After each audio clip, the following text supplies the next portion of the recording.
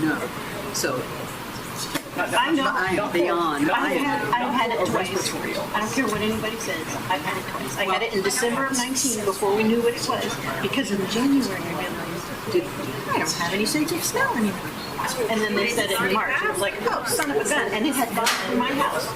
My daughter's got it. I took my youngest to the doctor because she was sick. Were you dying? No, but I mean, you have to get a note. So you go and they tested her for flu. No, it's not the flu. I'm like, something. And my oldest daughter, she's a school teacher, and it put her down. She's 23 years old, and she was down for 2 weeks. She was like, oh, it's great. I was 72 years old. I live alone. Okay, so I can't really get up and go cook. I'm doing good at home. You need to get my number. If you need something, you call me and I'll bring you some chicken soup. I grow all my own. I have organic stuff in my garden. Well, I was doing good refrigerator for my and it took me probably another 10 days to get my strength back. That was the biggest thing because there's no hospital before. Years ago, given a choice, give me COVID. I said, this last time I got it, it hit me like I got up on Sunday morning and by Sunday afternoon, yeah, I was like, okay, I'm down. And I was solid. I'm like the energy. I'm always and I couldn't. Okay. And I was drinking vitamin D and zinc and vitamin C. I was drinking.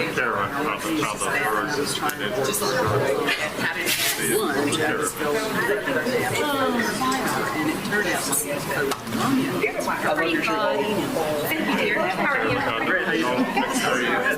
Have you been here long? I was actually the first one here. I got here like 4:30. I'll give you my number. You need something, you call it. I've done the server training, and I was like, Yeah, you need something. I'm in the middle of training. We're going to open Firebirds pretty soon. The Firebirds with Fire Grill on Tuesday night. The official grand opening is August 2nd. That's but in the meantime, I got to learn how to do the job. So that's what this is. This week, isn't it? So, no way. It's the beginning of next week. Yeah. We'll post in a group. Okay. I mean, it's not a small business. It's a chain. Yeah. So like to stick with that. Good afternoon. Maybe we can have Freedom Project. I'd like to welcome everyone to a call meeting of the Knox County Advisory Board of Health, and it's scheduled this evening starting at 5:30 on July 28th. So this will be a call to order of our advisory committee. And Linda, if you would conduct a roll call for us of the Sure. board members. Dr. Diana Drake, Dr. Jack Gocher, Here. Dr. Maria Hurt, Mayor Glenn Jacobs, Here. Dr. Shamia, Here. Dr. Marcy Souza, here, Miss Lisa Wagner, Here. Dr. Martha Buchanan, Present. Miss Annie Roma, here, I believe we have a quorum. yes. So having established that, we need to set the agenda. You see the agenda before you, board members. Are there any additions, corrections, insertions? If not, we'll accept a motion and a second for approval of the agenda. Motion to approve? Second. We have a motion and a second. Any discussion on the agenda? If not, by voice vote, all in favor, aye. Aye. Opposed? Thank you. So we have set the agenda, and the first item on the agenda this evening is the Knox County Health Department COVID update from Dr. Martha Buchanan. So, Dr. Buchanan, please. Sure. So just first, before I get started with the data, just kind of for folks who might be watching this later, you'll see that most of us have masks on. The CDC changed their guidance yesterday, recommending that all people, regardless of vaccine status, wear masks indoors. So we are observing that. So we recommend businesses look at that and just make that decision for themselves. So first, we're going to look at the data. The first graph shows confirmed COVID-19 cases from June through today. You can see from the graph that back in June, we were reporting very small numbers of cases per day, with some days seeing less than 5. Beginning in mid-July, we started to see our numbers trend back up. Today, we had more than 80 cases reported to us. This increase was not unexpected. When you look back at the beginning of the month, you'll remember we had a national holiday, which is a very popular time for large gatherings. This is also a time when lots of folks are going on summer vacations, and both of these factors are likely to have led an increase in our case counts. And if you remember last year, we saw a similar trend with the beginning of the holiday season and summer. We had a whole bunch of illegal aliens dumped on us too. The next graph shows confirmed and probable COVID-19 cases per day. As a reminder, probable cases are treated the exact same as confirmed cases.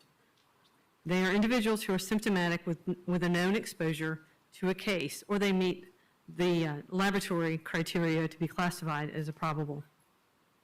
The important takeaway here is that our probable cases have increased over this past month, and I would say this is probably an underestimate of our probable cases, as we are not getting a lot of contacts from our cases when we interview them. The third graph shows the 7 and 14-day trend line over top the confirmed case per 100,000 population. You can see both trend lines were going back down in June, but have since started to go upwards as we've moved through the month of July.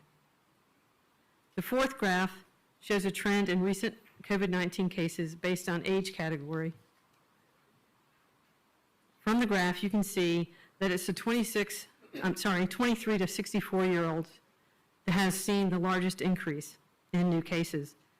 These groups all saw their biggest spike about 2 weeks after the 4th of July holiday. They have since thankfully come back down, but they're still higher than we saw back in June. And you'll notice that our older age group, the cases in that age group, thankfully have remained pretty low. So that's good news, and that's thanks to vaccination. Our fifth graph shows COVID-19 hospitalizations, ICU patients, and patients requiring ventilation. Dr. Shamia will, of course, share more detail on the hospital situation, but you can see from the graph that all three of these categories are trending up, with about double the number of inpatients with COVID than we saw on June 1st. Our sixth graph shows COVID-19 deaths based on date of death. Thankfully, there have been many days in this time frame when we did not see any deaths relative to COVID-19. We are grateful that we've not seen this number increase, as we have seen hospitalizations increase. But we also recognize that death data is a lagging indicator. That means that it takes time for someone to become sick enough to go to the hospital, and then additionally time for them to pass away. We hope we do not see this number increase, but with increased hospitalizations, an increase in death trends is possible. The last graph shows vaccination rates based on age. Nearly 46% of Knox County residents are fully vaccinated against COVID-19. That's a higher number than many counties across our state, which we are very proud of.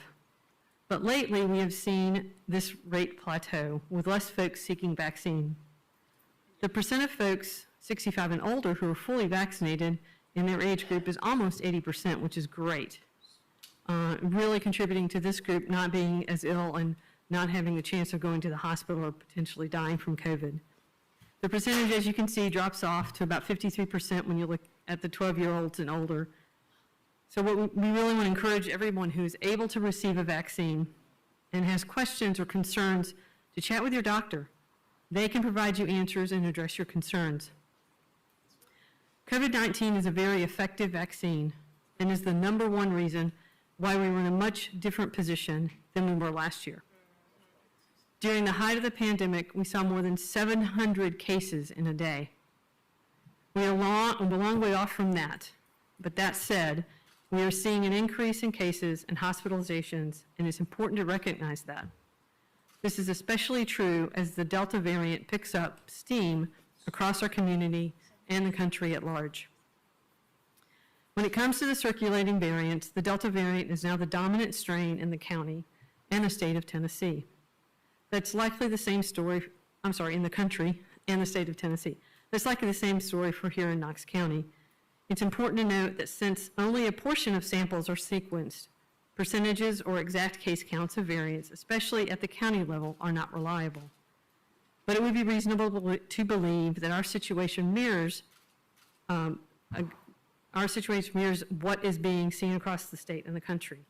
The vaccine is shown to be effective against the Delta variant and other circulating variants, which is why we can continue to urge vaccination to those who are able to receive it. While this board is just an advisory board and cannot implement restrictions or mandates, I think it's important that I say the following. I don't see any more mandated closures. We did that last year to get us to where we are now, a point where we have widely available, free, and highly effective vaccine. I'm concerned, though, that we'll still see more economic challenges, more folks not able to work because they or their family members are sick. So closures and challenges won't be due to any mandates. They'll be due to disease. That's incredibly important for people to absorb and think about. The best way we can make sure that that doesn't happen is by getting more folks vaccinated. So my ask, and this board's ask of our community, and my ask of this board, is that within your spheres of influence, we all have those. I'm asking public figures, faith leaders, politicians, business owners, moms and dads, our physician community, to have conversations with those around you about the importance of getting vaccinated. Not only will it save lives, but it will protect livelihoods and our way of life. Any questions about the data or anything else? I have a question. I'm on trends in recent cases by age. It's Yes. this one with the lines. This one? Yes. Yes. I'm wondering if I'm missing something with the age category of 23 to 64. That's the green line. And it stands to reason that that would be much higher than the others because that's such a larger gap. That's a larger category of ages. And I'm wondering why that's so much bigger than the others. You mean the age gap? Well, yes, that's such a big category. So Yeah. of course the green line would be so much higher. Sure. With So numbers. it's part of it is how the how data is usually broken down by age groups, and we can certainly send it back out to you broken down a little more closely. But what we do know is that we're seeing more cases in folks in that age group, 23 to 64-year-olds. And Dr. Shania probably will speak to that about hospitalizations as well. We're definitely seeing that. And are you looking for something? We have in a minute, I've got it broken down by decade, not the same format, but we will have a little more data to look at in terms of age stratification. So I'm hearing you say that even though that's a larger chunk of all those decades, it still is a little bit, we still have a higher prevalence of cases among that Percentage, group. and if we look at probably could have broken this down by percentages. Okay. And that might have been more useful. We can represent it that way. Thank you, and thank you, Dr. Shania, for clarifying that You're to welcome. come. Any other questions? Dr. Susan? Just a quick question. Do you have, when you're doing the contact tracing with the cases, are you asking the cases themselves how many are actually vaccinated? Just to get an idea of, in our community, how We effective the vaccine is? are collecting that data, but we haven't been collecting it all that long, and we've tried to look at that, and so we need more data to be able to present that back in a reliable fashion. We are looking at that. But the vast majority of cases are not vaccinated. Any other board comments to Dr. Buchanan's talk? If not, Dr. Buchanan, thank you very much for your informative report. And next on the agenda is the University of Tennessee Medical Center update by Dr. Shania. Yeah, thank you, Dr. Gocher. So I'm going to give just a little bit more of a detailed presentation than I usually do. I know that at the hospital, we hear a lot of the same questions over and over. We've also gotten media requests that are essentially a lot of the same questions. And so I've sensed that there's a need for information and just kind of situational awareness for the degree that everything is changing. And so to me, that's probably one of the most important things that we can accomplish tonight in our advisory capacity. And so some of this information you may know, but some you may not. So I'll show my usual slides. Then I'm going to spend just a few minutes for us to look at neighboring states that are very comparable to us, and they've been comparable throughout the pandemic, but they're ahead of us in where things are right now, because I think that there's something to learn there. And then just use this opportunity to try to proactively ask a few of those frequently asked questions that we seem to be getting over and over. You've got you've got the slides just like the last in front of you if you want to follow along with me. So on the first slide, the new cases by week and month. You're used to seeing this. This is the exact same format. We see that in terms of in the county, week over week increase of 945% since June the 6th, which I believe was the last time I showed you data. And in the district, it's an increase of 715%. And over on the right, the monthly totals, those are exceeding May totals. So then if you go to the next slide, we've always shown you the big four across the state. There is a sense that this has started in the rural counties, but this is still very much a disease of population density. And so the most activity is in those population dense areas. The other very notable thing is that it is much more active at this moment in the western part of the state. Shelby and Davidson have more activity, more rise. Hamilton and Knox are similar in that. But this is the way a lot of the pandemic has progressed. It's progressed across the state from west to east. And so that seems to be the case. Then this next slide gets to our question from a few minutes ago as far as the decades, the new cases by age demographics. What you see there is, I think most notably, the 71 to 80 and 81 and older are quite flat. And we do have the highest, I believe, vaccination rates in those decade of groups. And so that's good news that we're seeing really no growth there. As I'll talk about in a minute, though, we've definitely seen a decrease in the age range of those being hospitalized, meaning they're younger. And you do see case growth in essentially every decade up until essentially 71 to 80 years old. So it's pretty evenly distributed across all of those different groups. Then on the next slide is the positivity rate. The last time I presented to you, I believe it was actually on the 12th, we were at 1.2% positivity. We're at 12.4%. Positivity rate is driven by positive cases, and it's also driven by how much testing we're doing. And we have been doing more testing over these last few weeks simply because there's been more symptomatic people to test. And so I think the county, or the 21 county region that we serve, is actually 2 points higher in their positivity rate than the Knox County. But that is a very steep rise in positivity rate. So then the next is kind of our new hospitalizations by week and by month. I've always told you guys that there's a data lag in these, and so it's really, I think, more beneficial to look at it by month. It's a little more illustrative, but we're starting to see that definite increase in the new hospitalizations. I think the census, though, on the next slide is probably is more telling. So we, as a TH, what's defined as all these counties, this district got as low as around 21 hospitalizations, and we're now at 106. That's a 405% increase since June the 17th. Now, granted, we're nowhere close to where we were when we were at 615, but it's that slope, it's that rate of rise, which if you go to the next slide, just see that it was January. We've always shown these projections, and I've always told you that they're take them for what they're worth, but the last time we were pointed upward was January the 6th. Every projection we've shown since then was either flat or pointed downward. So, which stands to reason we know it's going up. So, so moving on now to the second thing I want to share is just to take a look at some other states. We are doing this a lot in the hospital setting. We think this is useful. Granted, I think we all know we cannot predict the future in any definitive way. So the map of the United States, what that shows is you see that you can see where Tennessee is, and to the west of us, there's this big red dense corridor, Missouri, Arkansas. But then there are parts of the country that do not look like that.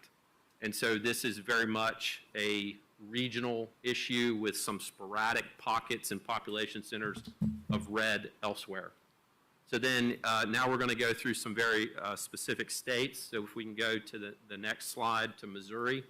So just to orient you to this slide, because they're all going to look the same, it's a daily average over 7 days. Sometimes you'll see a number that's the 7-day average, and that's all the cases per 100,000 over 7 days. So just so you realize that's what that is. Population vaccinated, and we've picked these states because they have comparable vaccination rates to Tennessee, which we'll show in a minute.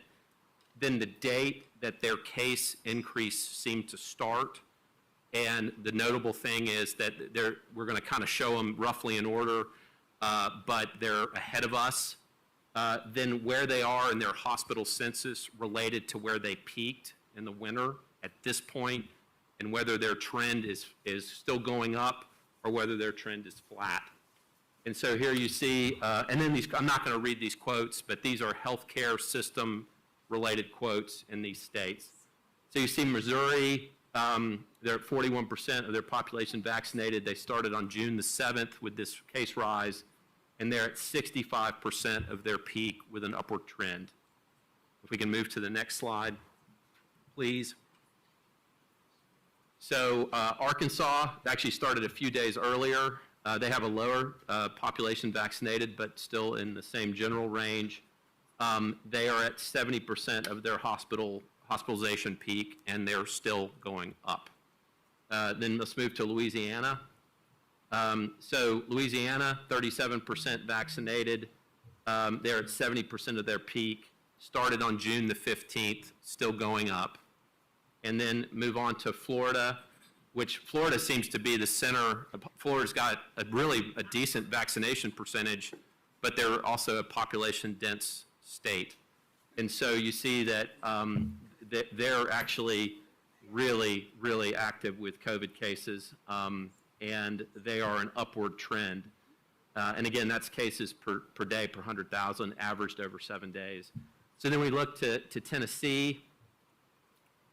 We're not as red, which was, that's the point. But we did not really get started until around June the 22nd. And as I showed you, that it stands to reason that West Tennessee, which abuts, it's next to some of these other states, would be having a lot more going on.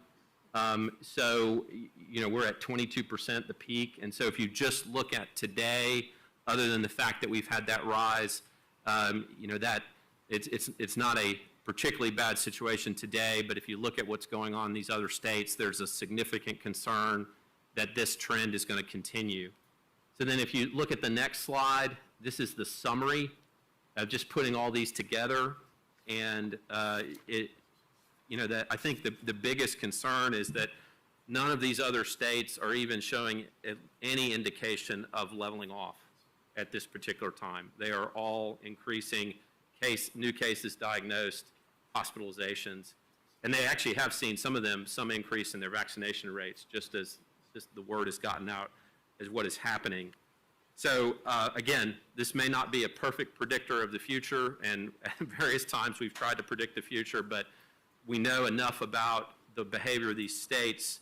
And if you go to the next slide, I know that looks like just a lot of lines, but that's basically the entire pandemic for all of those states, Tennessee being one of them. And what you see is they've generally behaved, they're not all precisely at the same time, but they've generally behaved like each other throughout the pandemic.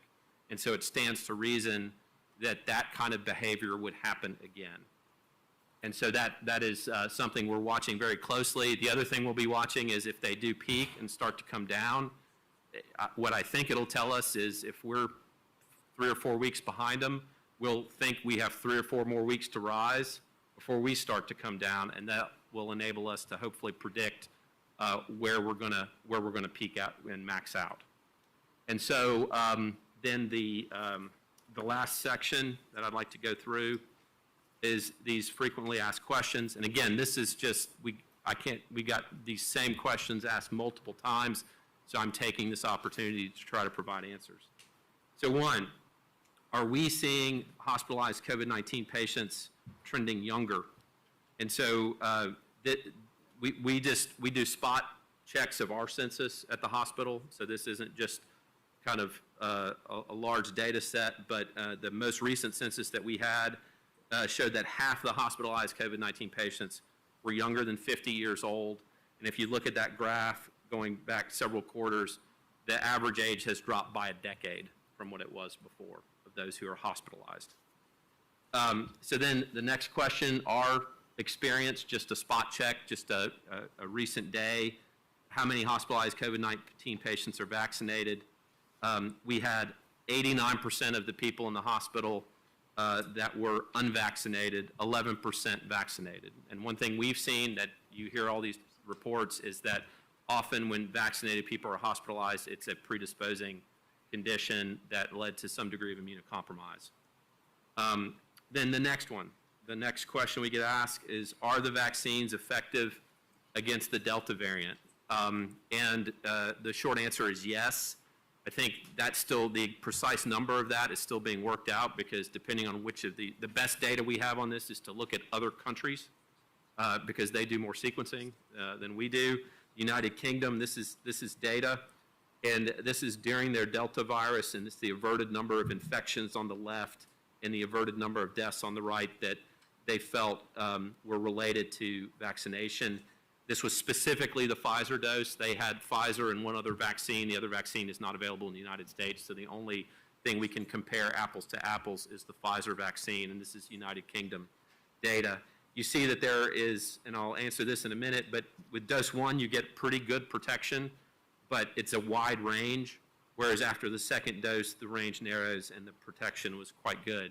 I think that the numbers we're hearing out of Israel related to the Delta variant suggest that the vaccine may not be this effective. So the truth may be a little less than this, but there's no question that it's effective. So then the next question I wanted to go through is, why get vaccinated when I hear that vaccinated people are being infected? And so the answer, at least my answer to this, is just like other diseases, COVID-19 may still infect a vaccinated person, just mentioned about the Delta variant, but the chances of the infection resulting in serious consequences is greatly diminished by the vaccine. And that principle has then been demonstrated in several other countries. And so the other thing is being vaccinated reduces the risk of transmission, although we still don't know precisely with the Delta variant since it's new for us, but it reduces the risk of transmission to others, because if less people are infected, they transmit less to other people, basically. And so there still is, and then there's the very practical, there are very practical things which we'll kind of get to in a minute. The next FAQ, I'm on the home stretch here, 3 more. Is it too late to be vaccinated? So we've had people, well, the Delta variant is here. Why should I bother? Immunity starts building as soon as you get the first shot, and you do have some degree of protection after 2 weeks.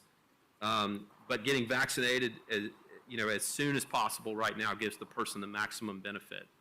And so, you just don't know when that exposure is going to happen.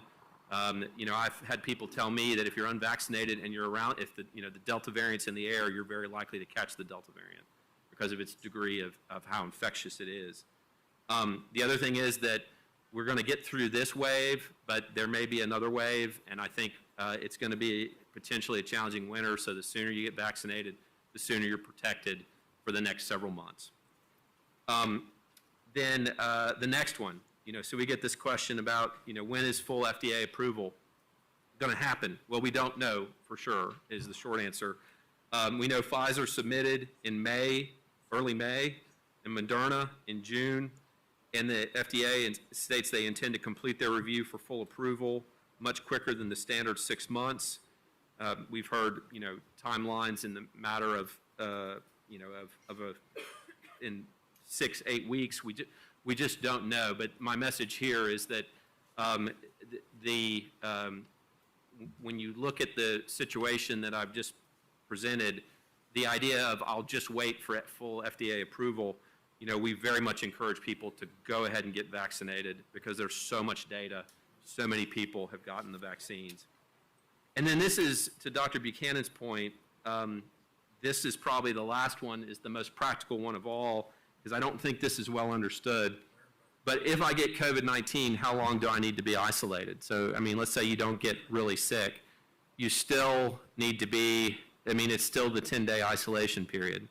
And so when it comes to just getting to your job, when it comes to staffing a business, when it comes to all of those practical issues that we all have to do every day, because we want things to continue as minimally disrupted as possible, I think that there's going to be a lot of just that going on, and if you're vaccinated, you're much less likely to get any sort of level case of COVID-19. And I have the same concern as Dr. Buchanan, is that it's the actual virus itself that's going to affect our function, affect our economy, affect people's ability to staff their businesses, all of those kind of things, just because it's very much, it's increasing at a fast pace, it's highly infectious, and we'd like our vaccination rate to be higher than it is right now.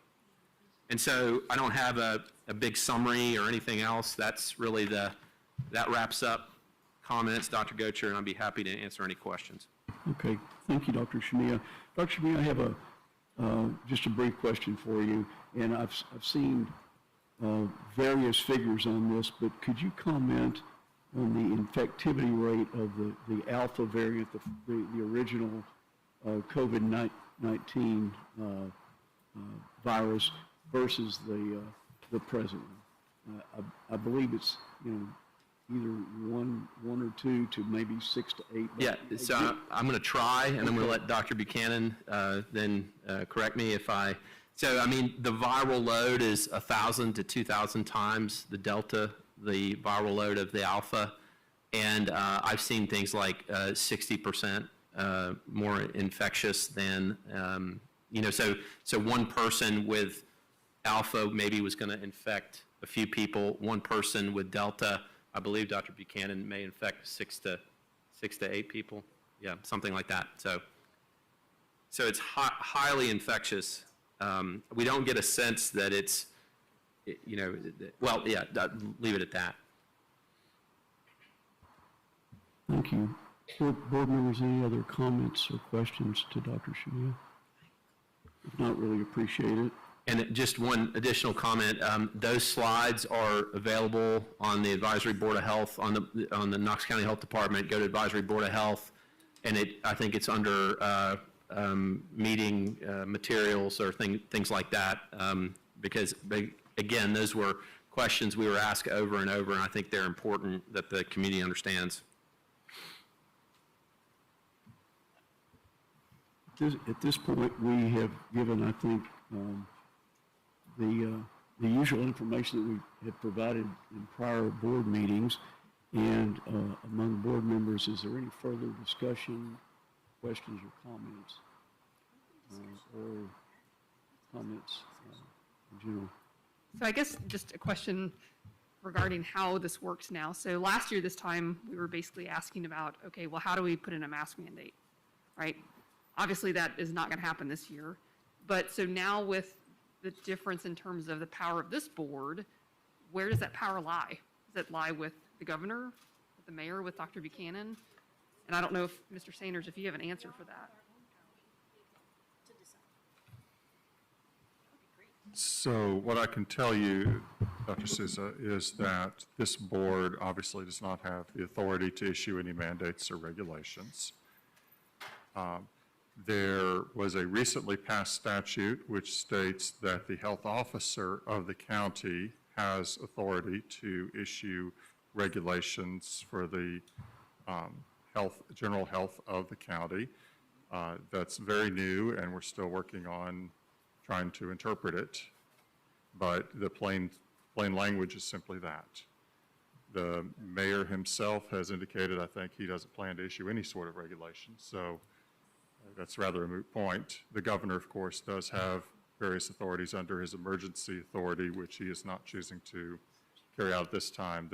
He's rolled back almost all of his emergency actions, and the last emergency declaration, I think, ends at the end of this month.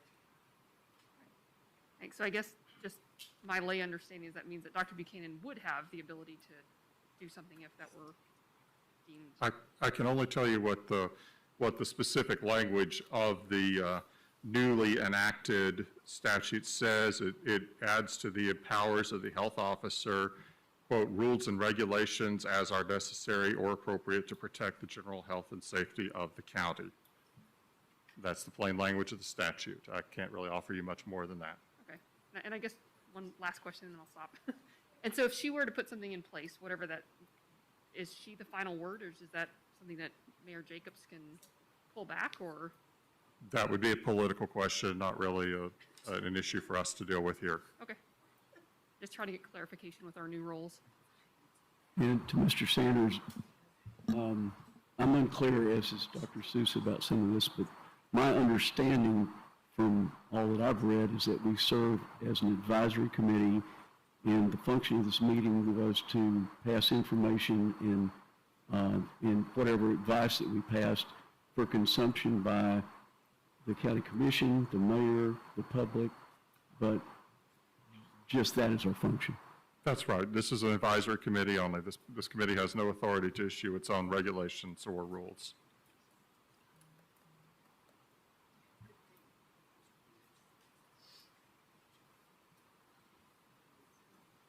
Dr. Buchanan, go ahead. I was just going to say, just an update on what we're doing, the health department, we are doing to increase vaccination uptake and vaccination access. We've fully convened our community outreach team, and they are working with community groups and others to increase access to vaccine. We worked and had a really successful vaccine event with one of the Catholic churches in town. They were really excited to have us there. So we're doing those kind of things. Folks that want to have us come to provide vaccine to their employees or their constituents or their congregation, we're reaching out in that way, hoping to reach some of those folks who maybe it's just inconvenient for them to go somewhere else and get vaccinated. So we're excited about that. So vaccine is really our primary focus. Even as cases increase, we may change up how we're doing testing, but I don't see us standing up large-scale testing again. Vaccine will be our primary focus, as it really is what we need to have increase in order to combat this virus. Dr. William Schaffner at Vanderbilt, I read a quote of his in an article this week saying that, currently the virus is in control and we're having to respond to the virus. What I would say to that is if we as a community want to stop responding to the virus, we need to get more people vaccinated. The vaccine gives us the authority to take back control from the virus and stop the spread. And I'd like to add to that, first of all, from the standpoint of being able to easily get vaccine, I understand there's some people that cannot get to vaccine, but I mean, we still have our clinic. We have just tons of availability for vaccine. We, at the hospital, we take walk-ins. There's on our website appointments. And, when I went through those other states, I think the thing that if you do take a minute to look at those quotes, I mean, right now, let me say this, is that what all the hospitals have seen after the last COVID wave is that it just seems like the general level of sickness of patients in the hospital, and I don't mean COVID, I mean all patients in the hospital, has increased. Patients are staying longer, hospitals are very busy, and that's what a lot of those that's not a unique thing to East Tennessee. That's healthcare in general. And then you add some of the COVID wave that they've described. I mean, some of those other states, and we're not, just to be clear, we're not at this point at this time. And we continue, the hospital partners continue to communicate with each other, and we've picked up the cadence of some of the things we were doing before so that we're communicating with each other. But what I've described, I think everyone is sensing. And so what some of those other states have seen is the interruption of certain services in the healthcare space because the COVID rate has increased so much. And we're in contact with some of those people. And so anything we can do to avoid that, because that's the kind of thing that affects people who have COVID and affects people who do not have COVID in terms of the availability of health care. It affects everybody. And so we're here to provide the best service to all the patients of East Tennessee that we can. And we feel like vaccination is absolutely one of the best ways that we can do that across the board, because there is concern about the rate at which this seems to be going, even though the state of Tennessee doesn't look like those other states today.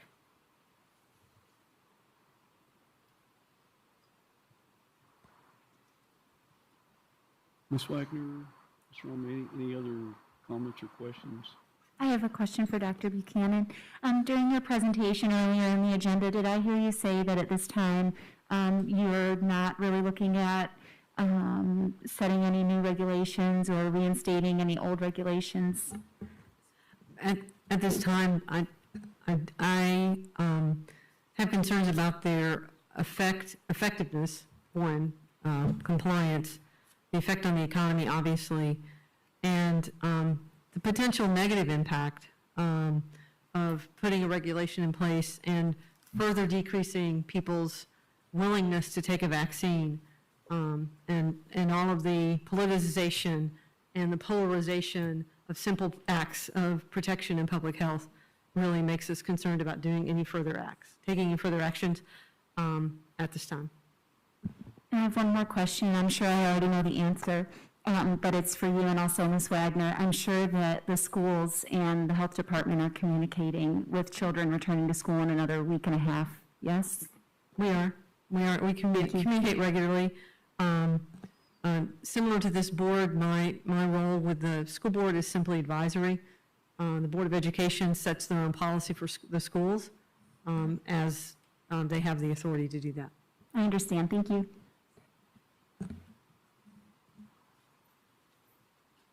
Thank you. Any other comments, questions from board members? If not, we'll accept a motion for adjournment. So moved. Second. And all in favor? Thanks very much. Thanks for your participation.